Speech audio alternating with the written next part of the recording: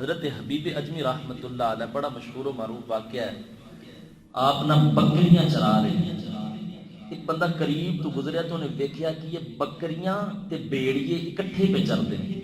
ویکھ کے بڑا پریشان ہویا. جدوں بھی ویکھیا بیڑیے بکریاں نو کھا جاندے مگر عجیب اتفاق کہ بیڑیاں تے بکریاں اکٹھیاں پہ چلدیاں. وہ گیا حضرت حبیب اجمی کو. آندا جی تواڈے کول ایک گل پوچھنی ہے, پوچھ لواں؟ آپ نے فرمایا پوچھ لے, پر ساڈا اصول ہے ساڈے نبی دی سنت ہے جدوں کوئی مہمان آ جائے وہ پہلا مہمان نوازی کری 10 کھائیں تے پیئے گا.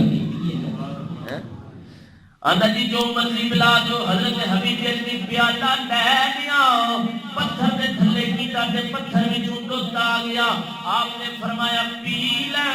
جدوں نے پیالے وچوں دودھ پی لیا آپ نے فرمایا تیرا سوال کی ہے؟ آندا جی اگے سوال سی ہن سوال تو ہو گئے.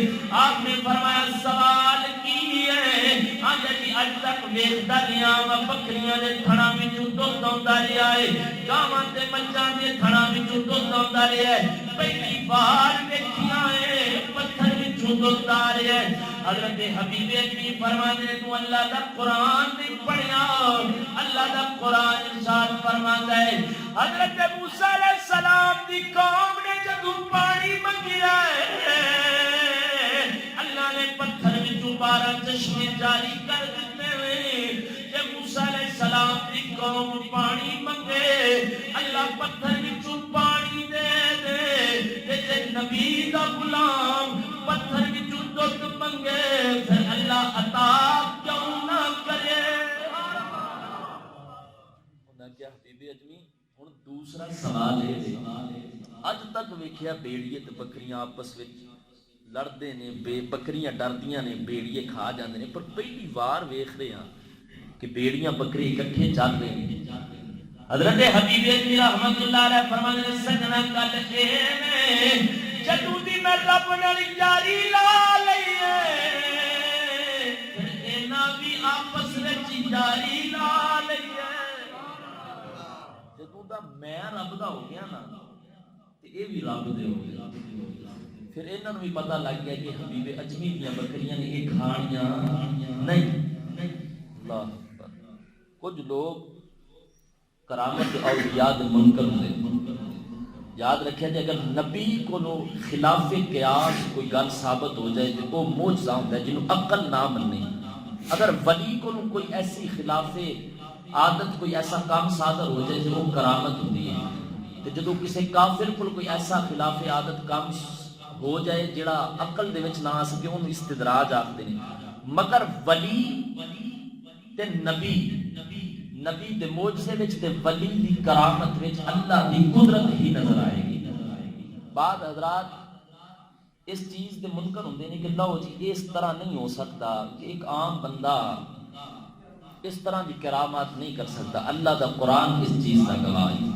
حضرت سلیمان علیہ السلام دے دور اندر آپ نے فرمایا کہ مینوں اس بلقیس ملکہ بلقیس دا تخت چاہیے. اتنے جن سن بڑے سارے موجود. انہاں جنہاں وچ ایک جن اٹھیا جدے تے سارے جنہاں نوں بڑا مان سی. انہیں آخیا جی میں وہ لے کے آواں گا. قال عفریت من الجن. اٹھیا آندا جی میں لے کے آواں گا. حضرت سلیمان علیہ السلام فرمایا کہ کنی دیر چ لے کے آویں گا؟ آندا جی قبل ان یرتد الیک طرفک. تواڈی محفل برخاست ہون تو پہلا لے کے آواں گا. نبی حضرت سلیمان علیہ السلام نے فرمایا مینوں اس تو جلدی چاہیے. تے وہ 7 کمریاں دے اندر بند ہے تے 40 گز مربع میل دا وہ تخت ہے. نے فرمایا مینوں اس تو بھی جلدی چاہیے تے لے کے آنا ہے. ہن جن اس کام تو ہٹ کے ہن اللہ دا قرآن ارشاد فرماندا ہے قال الذی عنده علم من الکتاب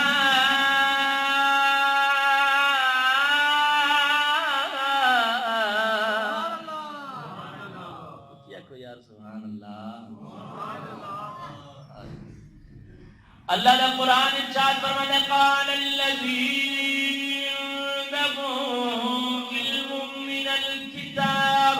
حضرت السلام دا ایک امتی اٹھیا سفید داڑھی ہے اکھاں وچ تے جسم وچ لرزہ تاری ہے رب کولوں ڈرن والا اٹھ گیا تے جی میں جاواں گا انہاں کہیا جی کیویں جاویں گا کیویں تخت لے کے آئے گا اس آکھیا بندے آکھیا میں تہاڈی پلک جھپکن تو پہلے پہلے تخت لے کے آواں گا ادھر آواز آئی ملکہ بلقیس آ گئی ہے ادھر آواز آئی جے ملکہ بلقیس آ گئی ہے پھر میں تخت بھی لے کے آ گیا